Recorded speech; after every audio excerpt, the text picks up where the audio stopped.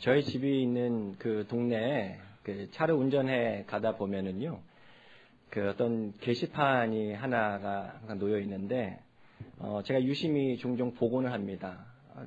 크리스찬은 아닌 것 같은데, 그게 좋은 그런 어떤 말들을 이렇게 적어 놓습니다. 이번에 최근에 적어 놓은 그 말은 뭐였냐면은요, Be other sunshine when their skies are gray.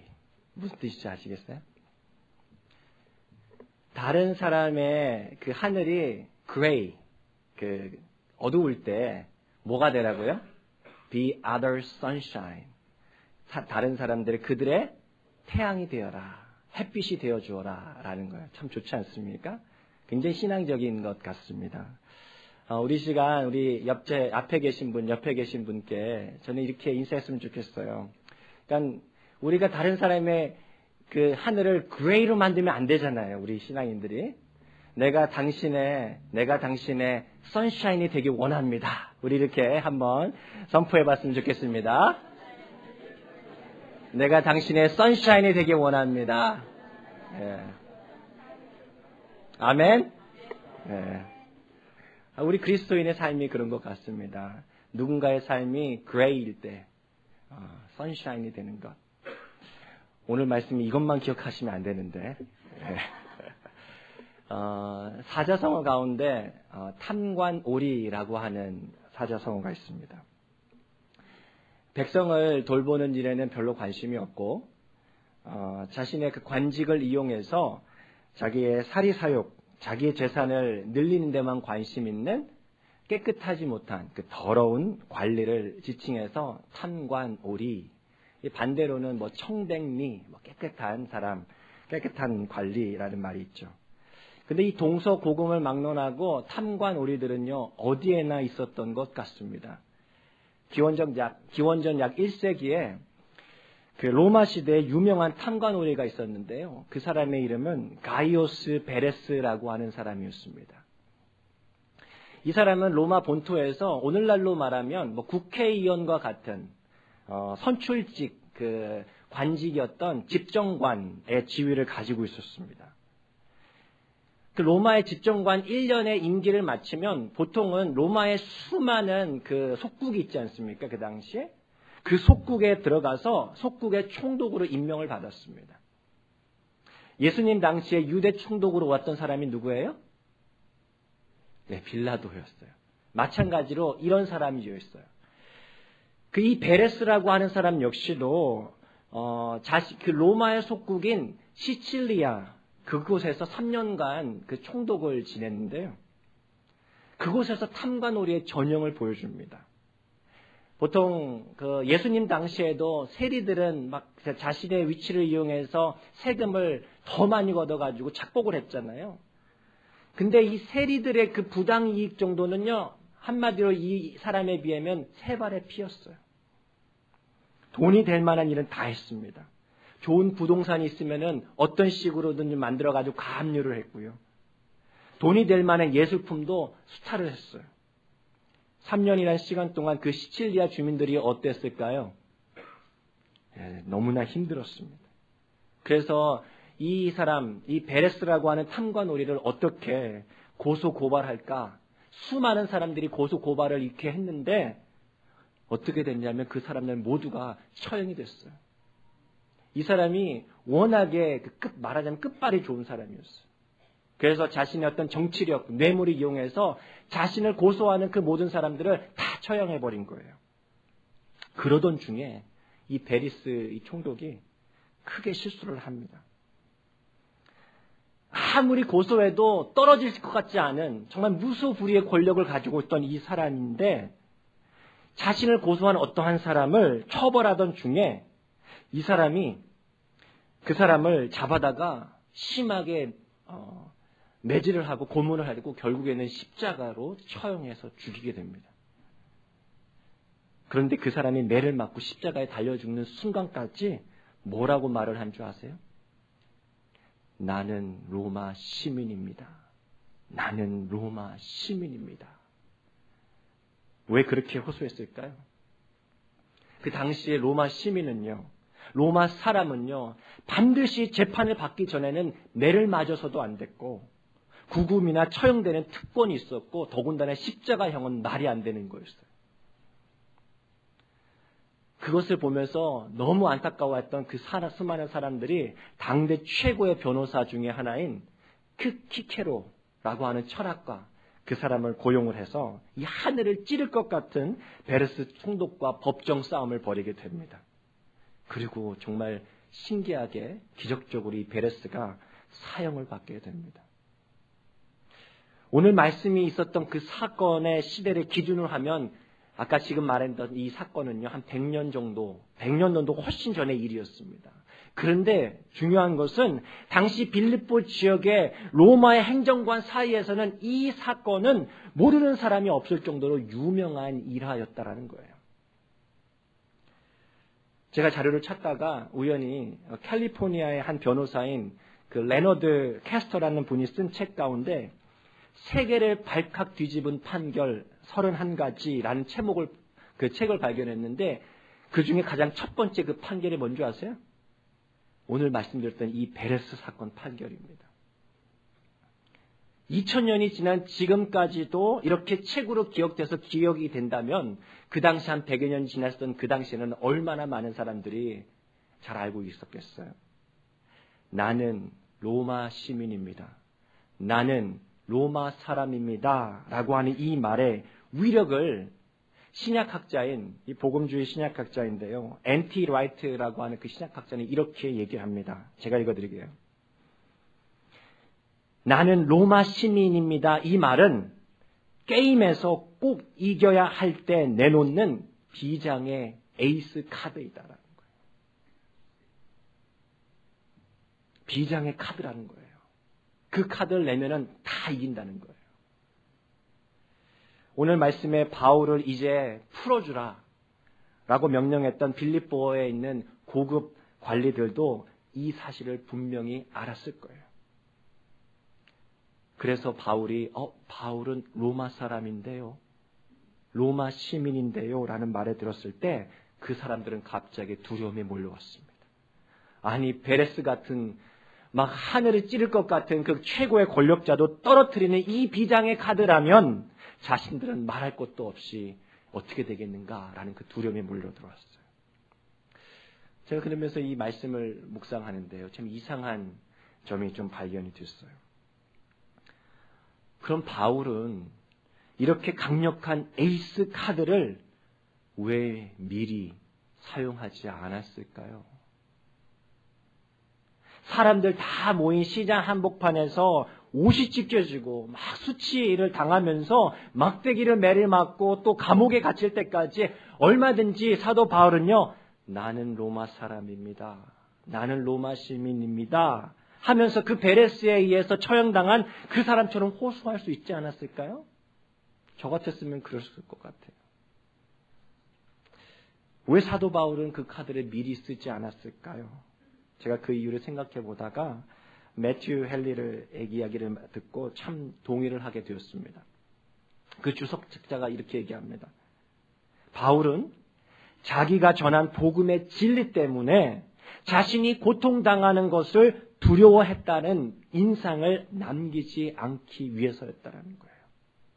무슨 말이죠? 바울이 예수의 복음 때문에 고난받기를 두려워하는 모습을 보여주고 싶지 않았다는 거예요. 오히려 예수님 때문에 고난받기를 당연시 여겼던 사람이 바로 바울이었다는 사실입니다.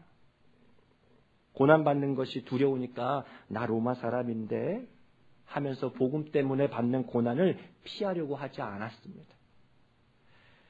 바울은요, 사실 자신의 말한 대로 살았던 사람 아닙니까? 자신이 1차 전도 여행 가운데 루스드로와 이고니온에 그곳에서 그 자신이 세워놓은 그 제자들에게 이렇게 얘기하지 않습니까? 떠나올 때 이렇게 말하잖아요. 우리가 하나님의 나라에 들어가려면 무엇을 겪어야 한다고요? 많은 환난을 겪어야 할 것이니라. 여러분, 우리는 어떻습니까? 예수님께서도 제자들에게 산상수훈에서 이렇게 말씀하신 것을 우리는 기억합니다. 혹시 말씀이 있나요? 나를 말미암아 욕먹고 핍박을 당하는 자가 복이 있다. 그렇게 말씀하시면서 오히려 그러니까 뭐 하라고 얘기합니까? 기뻐하라. 왜요? 하늘의 상이 크기 때문에 기뻐하라고 말씀해 주십니다. 여러분, 오늘 바울 사도의 이런 모습, 예수님의 이 말씀을 들으면 여러분 어떤 마음이 드세요? 여러분은 하늘의 상이 기대가 되십니까? 저는요, 마음속에 자신 없는데 라는 생각이 들더라고요. 왜요? 예수님 때문에 별로 고생한 것이 없는 것 같아요. 여러분, 혹시 우리는 신앙생활 너무 편하게 혹시 하고 계신 분 안 계십니까? 사실 우리는 이 바울과 같이 억울한 일을 당하면은 가만히 있지 않을 것 같아요. 그렇죠? 조금만 서운하면 우린 참지 못합니다. 우리에게 일이 좀 몰리기 시작하면 어떻습니까? 목사님, this is unfair. 그렇게 생각하고 하는 우리의 모습 아닙니까? Why me? 왜 하필 저입니까? 신앙생활 오랫동안 하신 분들은 이런 조언도 한다고 합니다. 교회는 줄을 잘 서야 돼. 있어야 할 곳에 잘 있어야 돼. 그렇지 않으면 덤탱이 쓰는 곳이야. 여러분, 덤탱이 쓰지 않기 위해 살살살 피해 다니고 계시는 분 안 계십니까? 적당히 선을 탁 넘지 않기 위해서. 여러분, 우리 예수님 때문에 손해본 것 얼마나 되세요? 여러분, 예수님 때문에 억울한 일 당해보신 적 있으세요? 사실 교회 생활을 저도 한 30년 좀 넘게 해보지만 우리 교회에 열심히 있는 사람일수록 이렇게 억울한 일 많이 당하잖아요. 상처도 많이 당하잖아요. 있는 말 없는 말 오해도 많이 당하지 않습니까? 오늘 말씀 보면서 그런 생각이 들었어요. 예수의 이름 때문에 받는 그 고난이 꼭 억울한 것만은 아니구나. 어쩌면 당연한 거구나. 베드로전서는요, 고난받는 그 당시 초대교회 성도들을 위해서 쓴 베드로의 편지 아닙니까?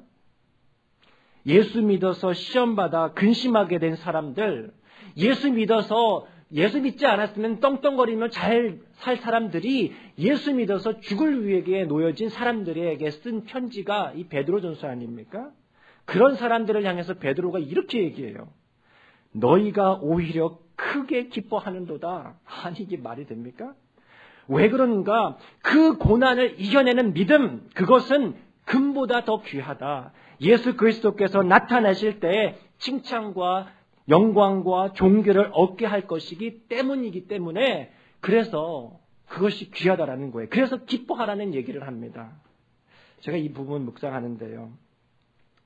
우리 교회에 정말 분명 예수님 때문에 수고 많이 하시고 헌신하시는 성도님들이 많이 계십니다. 그분들을 향해서 주시는 오늘의 메시지 아닌가라는 생각이 들었어요. 무슨 말인가? 역전의 날이 온다라는 거예요. 역전의 날이 온다. 베드로전서는 우리 믿음의 사람들이 받게 되는 그 고난에 대해서 이야기하면서도 이 말을 곁들여 줍니다. 베드로전서 5장 6절의 말씀이에요. 그러므로 하나님의 능하신 손 아래서 어떻게 하라고요? 겸손하라. 때가 되면 너희를 높이시리라. 여러분, 복음 때문에, 예수 믿는 것 때문에 자신을 드러내지 않고 낮추며 고난받았던 바울의 한밤중이 끝나니까는요, 새로운 날이 찾아왔다고 오늘 말씀이 전해주고 있습니다. 오늘 말씀 어떻게 시작합니까? 날이 새매. 한밤중은요, 반드시 끝나는 때가 있다라는 거예요. 날이 새매. 그렇게 새로운 날이 밝자 이제 어떤 이야기 듣습니까? 이제 너희들 나가도 좋아. 가석방 소식을 듣습니다. 그리고 그때 바울은요, 자신이 가지고 있는 뭐요? 에이스 카드. 나는 로마 사람입니다. 라고 하는 걸 그때 사용을 합니다. 어떤 결과가 나옵니까? 한번 보세요. 그 말을 들은 관리들이 두려워합니다. 그리고 어떻게 한다고? 39절 말씀입니다. 혹시 없나요? 39절 없네요. 뭔가 안 올라. 예. 뒤에 좀 봐주세요. 혹시 있는가? 있을 것 같은데. 뒤에요. 예, 여기 있네요. 같이 읽겠습니다. 시작. 와서 권하여 데리고 나가 그 성에서 떠나기를 청하니. 여기서 청하다라고 하는 그 말은요, 동사의 시제가 특이해요. 미완료 동사예요. 그 얘기는 무슨 얘기냐면요, 계속해서 그 일이 일어났다라는 거예요. 반복해서. 영어 성경은 이렇게 번역을 합니다. 여기는 어떻게 번역을 했죠? requesting them to leave the city라고 NIV는 번역했는데요. 원래 이 말의 의미를 제대로 번역한 성경은 이렇게 번역합니다. They kept begging. They kept begging. 무슨 얘기예요? 기세등등해서 모욕을 주었던 그 관리들, 나름대로 그 빌립보의 고급 관료들이 바울과 실라의 위치가 완전히 뒤바뀌어 버린 거예요. 그들이 바울과 실라 앞에서 베깅한 거예요. 어떻게? 계속해서 베깅한 거예요. 제발 좀 떠나주세요. 라고. 아주 웃긴 상황 아닙니까? 상황이 완전히 역전이 되는 거예요. 제가 이 말씀 묵상하면서 참 시원했습니다. 통쾌했습니다. 아, 그날이 주님께서 신원해 주시는 날에 갚아주시는 날이 반드시 오시는구나. 그날이 있구나라는 것을 보았습니다. 우리 성도님들 이번 부흥회 준비하면서 수고하신 분들 참 많습니다. 우리 찬양대와 우리 성가대, 우리 정말 많은 성도님들이 뭐 식사 준비하느라고, 손님들 접대하느라고 정말 수고 많이 하셨어요. 어제도 참 보면서 이 예배가 우리 아까 말씀드렸지만 목사님께서 하도 우리에게 나눠주시고 싶은 말씀이 많으셔가지고 짧게 요약해서 2시간으로 이렇게 어저께 말씀을 다 경영해 주셨어요. 그러다 보니까는 제가 마음이 졸은 것은 뭐냐면 예배 끝나고 우리 다가가 있는 거예요. 또 다가를 또 준비해야 되고 또 다가 끝나면 또 오늘 또 주일도 좀 와야 되잖아요. 그런 생각이 제가 들더라고요. 그러면서 다 정리하고 저는 사실 참 죄송한 것은 말씀 준비한다고 다과도 못하고 그냥 목사님 배웅해드리고 빨리 집으로 갔는데 남아서 이게 정리하고 가신 분은 얼마나 늦게 집에 가셨겠어요. 정말 집에 가면 녹초가 되지 않았겠어요? 저 그런 생각이 들었습니다. 오늘 말씀 묵상하면서. 하나님께서 여러분들의 수고와 헌신을 기억하시고 갚아주실 줄로 믿습니다. 오늘 바울은요, 로마 사람이라고 하는 그 에이스 카드를 가지고 있었어요. 로마가 전 세계를 호령하던 시대에 로마 사람, 로마 시민이라고 하는 그 대단한 특권, 에이스 카드, 그것이었어요. 근데 바울은요, 뒤에서 한 번 더 이 로마 시민이라고 하는 그 카드를 한 번 더 쓰거든요. 예루살렘에서 로마 군인들에게 붙잡히는데 그때 자신이 로마 사람이라고 얘기를 합니다. 그러면서 이렇게 얘기해요. 자기는 로마 사람, 로마 시민권을 돈 주고 사지 않았고 나면서부터 되었다라고 얘기해요. 무슨 얘기냐면 바울이 로마 시민권이 된 것은 자기가 잘해서 된 것이 아니고 자기 아버지가, 바울의 아버지가 로마 시민이었기 때문에 자연스럽게 된 것이었습니다. 우리 신앙인은요, 내가 그것을 얻기 위해서 노력한 것이 없다라고 말할 때 뭐라고 얘기합니까? 그것은 하나님의 은혜라고 말합니다. 바울의 손에 쥐어진 로마 사람이란 에이스 카드는요, 뭐 때문에 주어진 거예요? 은혜로 주어졌던 거예요. 그리고 또 한 가지 포인트. 바울은 이러한 특권적인 지위를 자기 자신을 위해서 사용하지 않고요. 자기가 고통당할 때는 내려놓고 있다가 언제 사용합니까? 하나님 나라를 위해서 사용합니다. 앞에서 바울이 자신을 놓아주려는 관리들에게 너희가 와서 데리고 나가라고 으름장을 놓았다. 그러면서 우리가 좀 시원하다라고 얘기했지만 사실 바울이 자신의 그 에이스 카드를 내놓은 것은 그냥 자신이 우리가 생각하는 막 으름장을 놓기 위한 것은 아니었어요. 바울은요, 철저하게 자신에게 은혜로 주어진 특권을 하나님 나라를 위해 사용하는 것을 보게 됩니다. 바울은요, 로마 사람인 자신을 모욕 주고 고통 준 사람들을 고소하지 않아요. 오히려 그들을 두렵게 만들어요. 어떻게 해요? 아, 이 사람들 로마 시민권인데 이런 일 하고 있나? 왜 말을 안 했지? 구원의 길을 전하는 저 사람들은 그 말씀 때문에 기꺼이 고통도 달게 받는구나. 그것을 보여주는 거예요. 저들은 도덕적으로 나보다 훨씬 수준이 높은 사람들이구나 라는 것을 보여주기 위해서 바울이 자신의 로마 시민권을 그 에이스 카드를 썼던 거죠. 바울의 말을 듣고요, 관원들이 바울을 미행할 수 있었을까요? 없었을 거예요. 그래서 바울은 어디로 갑니까? 리디아 집에 있는 성도들을 찾아갑니다. 얼마나 많은 그 성도들이, 형제들이 모여가지고 그 리디아 집에 모여서 바울과 실라가 빠져나올 수 있기를 얼마나 기도했겠어요. 중보 기도했을 거예요. 하나님께서 그들의 기도를 신실하게 들어주셨다는 그 사실에, 그리고 바울 일행의 그 간증을 들으면서 그 형제들은, 그 모여있던 형제들은 얼마나 위로를 받았겠습니까? 와, 하나님께서 정말 살아계시는구나, 역사하시는구나, 그것을 경험했을 거예요. 여러분 그거 아세요? 그렇게 시작된 교회가 빌립보 교회입니다. 하나님께서 이곳에 모인 우리 모두에게 은혜로 주신 나만의 에이스 카드, 여러분 하나씩 갖고 계시지 않으세요? 여러분 한번 생각해 보세요. 내가 가지고 있는 특별한 지위는 무엇입니까? 분명한 사실은요, 그 카드, 그 지위는요, 우리 자신만을 위해서가 아니라 하나님께서 하나님의 목적을 이루기 위해서 우리에게 은혜로 주셨다라고 하는 사실입니다. 여러분 에스더 이야기 잘 아시죠? 에스더가 가지고 있는 특별한 지위, 그녀가 가지고 있었던 에이스 카드가 뭐였을까요? 왕후였습니다. 에스더는요, 본래 기원전 5세기경에 그 유대인들이 바사, 오늘 우리나라 말로 하면 페르시아, 그 페르시아의 포로로 살던 시절에 유대인 토로 가정 가운데 태어났던 한 여인이었어요. 그런데 이 포로 힘든 생활 가운데 부모가 일찍 죽었어요. 그래서 고아로 살았다가 삼촌인 모르드게가 돌봐주면서 그렇게 자랐던 처녀였습니다. 그런데 참 신기하죠? 그때 마침 그 페르시아의 왕인 아하수에로 왕, 그 왕이 기존의 왕후인 그 와스디가 왕명을 따르지 않으니까 폐위를 하고 새로운 왕후를 찾는데 누가 돼요? 그 에스더가 왕후가 됩니다. 한번 생각해 보세요. 에스더가 살고 있던 그 수산성이라고 하는 도성에 수많은 처녀들이 있었어요. 근데 그 에스더는 궁녀를 주관하는 내시 헤게에게 막 좋게 인상이 보여지고, 또 그 이후에는 왕의 눈에 띄게 되어서 결국에는 그 나라의 왕후가 됩니다. 그렇게 이 왕후라고 하는 특별한 지위, 에이스 카드를 언제 사용합니까?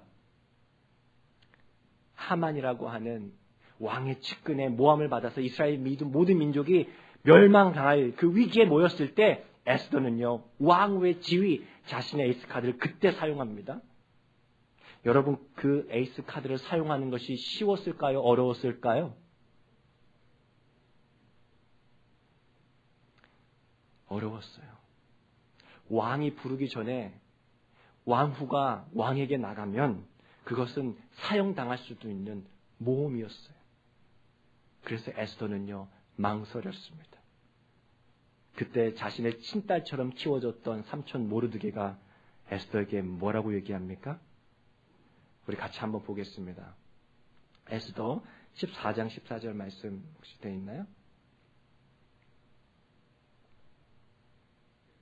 예, 우리 같이 한번 읽겠습니다. 시작. 이때 내가 만일 잠잠하여 말이 없으면 유다인은 다른 데로 말미암아 노임과 구원을 얻으려니와 너와 내 아버지 집은 멸망하리라. 내가 왕후의 자리를 얻은 것이 이때를 위함이 아닌지 누가 알겠느냐 하니, 에스더가 이 삼촌의 말을 듣고 어떻게 마음이 들었겠어요? 아, 나에게 주신 이 왕후라고 하는 특별한 지위에 이유가 있구나. 나같이 불행한 여인이 왕후가 된 에이스 카드를 손에 쥔 것은 이유가 있구나라는 것을 얼마나 고민했겠어요? 그래서 결국에 16절에서 이렇게 얘기하지 않습니까? 16절 말씀으로 16절 말씀 없나요? 15절 말고 16절에 없네요. 제가 읽어드리겠습니다. 당신은 수산에 있는 유다인을 다 모으고 나를 위하여 금식하되 밤낮 3일을 먹지도 말고 마시지도 마소서. 나도 나의 시녀와 더불어 이렇게 금식한 후에 규례를 어기고 왕에게 나아가리니. 우리 유명한 말이죠. 우리 같이 하겠습니다. 시작. 죽으면 죽으리다 하니라. 자신을 위해서 쓰지 않는 거예요. 1974년 크리스마스 어느 날에 있습니다. 서울의 한 길거리에 버려진 한 여자아이가 있었는데요. 이름도 성도 모른 채 미국의 뉴욕에 사는 미국인 가정에 입양이 되었어요. 그로부터 45년이 지난 얼마 전에 처음으로 한국을 방문했다고 합니다. 근데 그녀가 얼마나 큰 인물이 되었냐면은 미식축구팀 그리고 그 NHL 미주 아이스 하키팀 그 거대한 그 구단을 거느리는 구단주가 되어서 세계 부자 순위 424위 억만장자가 되어서 한국을 방문했다고 하는 뉴스가 나와서 본 적이 있습니다. 그녀 이름이 킴 페굴라라고 하는데 혹시 들어보셨나요?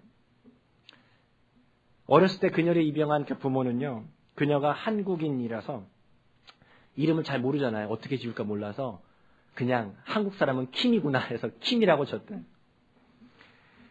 이 킴이 대학생일 때 뉴욕 식당에서 일을 하고 있었답니다.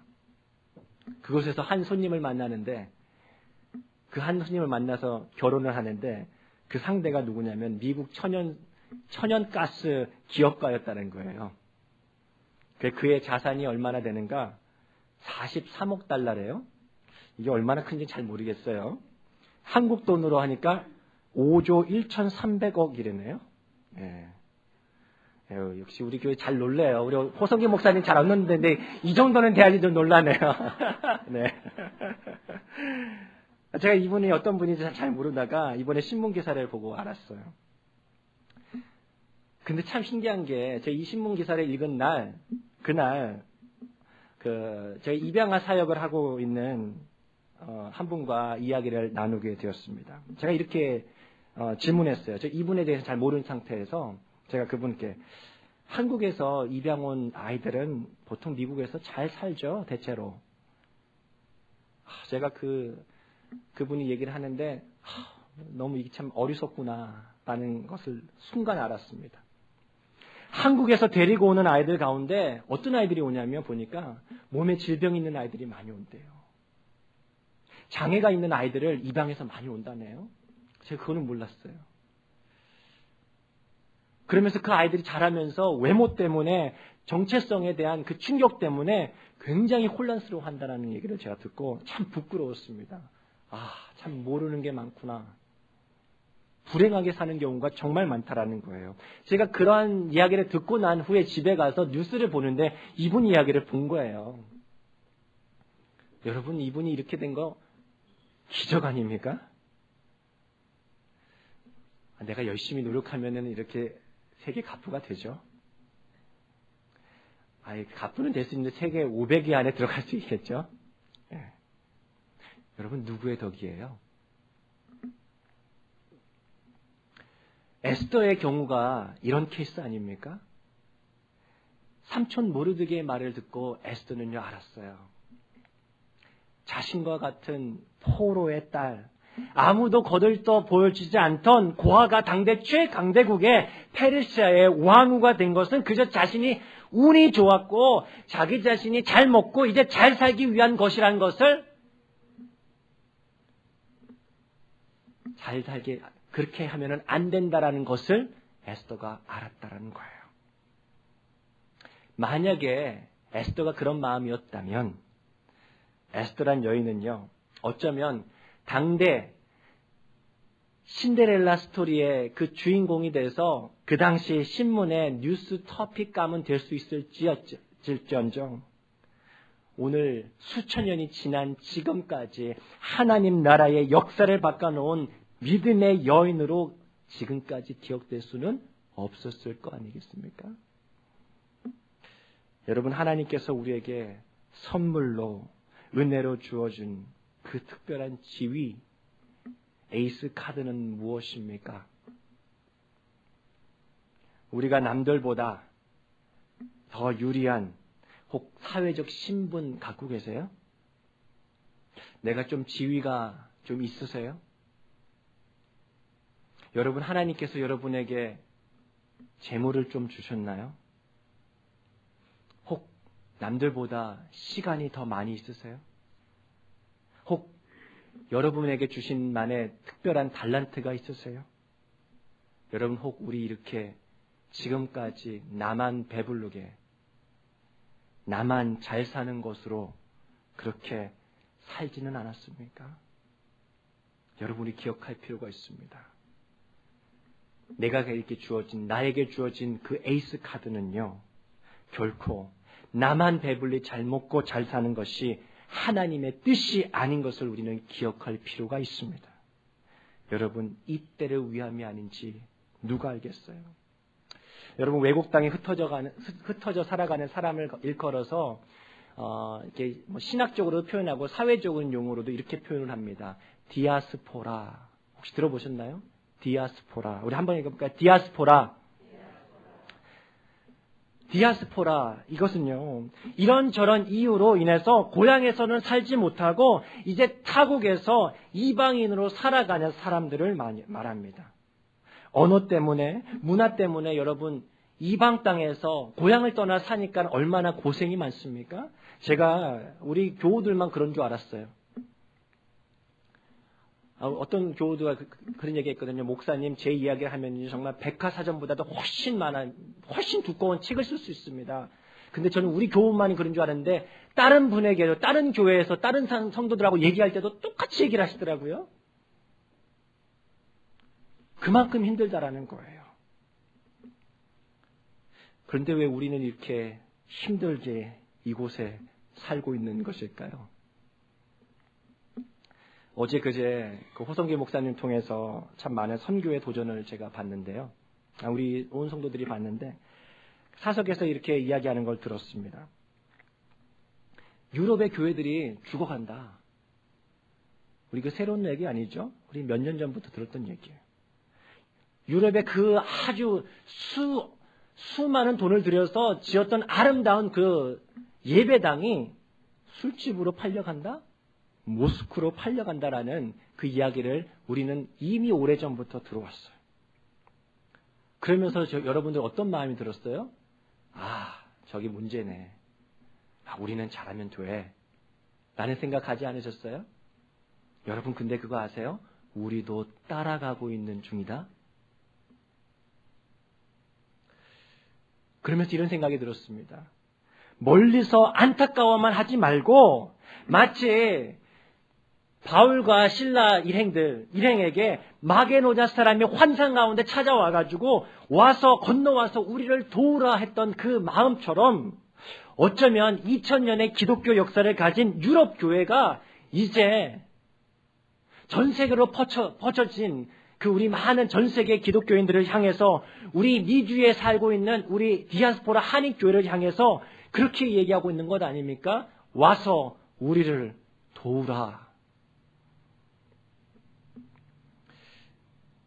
호 목사님 그 교회하고 몇 교회 지역의 교회들이 연합해서 영국에 있는 웨일즈 지방에 그 탄강촌 마을에 들어가서 그곳에서 어린아이들 대상으로 선교한다는 얘기를 듣고 제가 깜짝 놀랐어요. 우리는 보통 선교를 한다, 혹은 우리가 BBS 선교를 하고 어떤 노방전도를 한다, 여러 가지 그 선교를 생각하면은 제3국만 생각했어요. 그런데 지금 영국이 선교지라네요. 제가 그러면서 뉴스를 봤는데 영국의 시장이 종교가 뭐죠? 런던 시장이 무슬림이 됐죠? 그 무슬림이 해서 가장 강력하게 추진하고 있는 사역이 뭐죠? 사업이?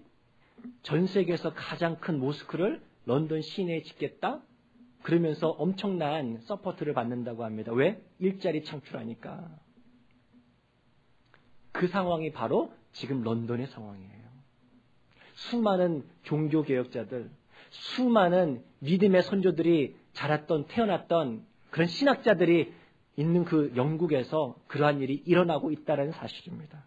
그런데 미주에 있는 한인 교회들이 조금씩 모여서 영국에 들어가서 선교를 한다? 여러분, 우리 생각이 바뀌어져야 되는 것 같아요. 우리 1세들은요, 잘 못한대요. 누가 잘할까요? 2세들. 우리 중고등부 아이들이 그렇게 선교를 잘한다네요. 우리는 야, 공부나 해. 좋은 대학교 가야지. 그런 생각하고 있을 때 어떤 한 지역에서는 중고등학생들 훈련시켜서 세계 선교로, 영국 선교로 파송하고 있는 모습을 제가 들으면서 참 부끄러웠어요. 저의 모습이잖아요. 그 아이들을 거기다 뿌려놓으니까 영어도 잘하고 문화적으로 친숙하면서 다 죽어가는 그 영국 교회의 작은 불씨가 되고 있다는 얘기 들으면서 참 기뻤어요. 한국에 있는 대형 교회들은 그럼 뭐 하는가? 그런 얘기를 하시더라고요. 한국의 대형 교회가 돈이 많으니까 영국의 신학교도 지어준대요. 그런데 선교사도 파송하는데 문제가 뭐예요? 언어가 통하지 않으니까 효과적으로 활용을 못한다는 거예요. 사역을 못한다는 거예요. 돈만 쏟아붓고 있다는 거예요. 우리 자녀들만큼 영어와 문화가 완벽히 구비된 선교사들을 찾기가 어렵다라는 얘기를 합니다. 사실 오늘 오후에 아마 목사님께서 이 얘기를 좀 더 구체적으로 해주시지 않을까 싶어요. 저는 그런 생각이 들었어요. 이때를 위함이 아닌가. 하나님은 어쩌면 힘겹게 사는 우리 한인 디아스포라 사람들을 사용해서 그렇게 하나님 나라 위에서 사용하고 계시는 것은 아닌가. 그런 생각이 들었어요. 여러분 오늘 오후에 꼭 나오셔서 많은 도전 받을 수 있기를 바랍니다. 여러분 여기 대학생들도 많이 계시는데요. 지금 여러분의 에이스 카드를 갈고 닦기 위해서 지금 공부하고 계시잖아요. 여러분 힘냈으면 좋겠어요. 공부해서 남 줘야 되는 거예요. 우리 아까 처음에 시작했잖아요. Be other sunshine이 되기 위해서 공부할 수 있기를 바랍니다. 나는 힘듭니다, 목사님. 난 재능도 없어요. 내세울 만한 것 없습니다. 저 살기도 빠듯합니다. 라고 할지 모릅니다. 아니, 어쩌면 그것이 사실이에요. 근데 우리 기억했으면 좋겠습니다. 나는 로마 사람입니다. 사도 바울이 하나님 나라를 위해서 자신의 에이스 카드를 꺼냈듯이 하나님께서 우리에게 주신 그 은혜로 주신 그 에이스 카드가 반드시 있다라는 것. 하나님 나라를 위해서 쓰기 위해서 하나님께서는 반드시 여러분과 저에게 주신 그 에이스 카드가 있다라는 사실을 기억했으면 좋겠습니다. 그렇게 하나님 나라를 위해서 기꺼이 사용하시는, 그렇게 하나님의 그 역사를 새롭게 하는, 그렇게 쓰임받는 저와 여러분 되시기를 진심으로 바랍니다.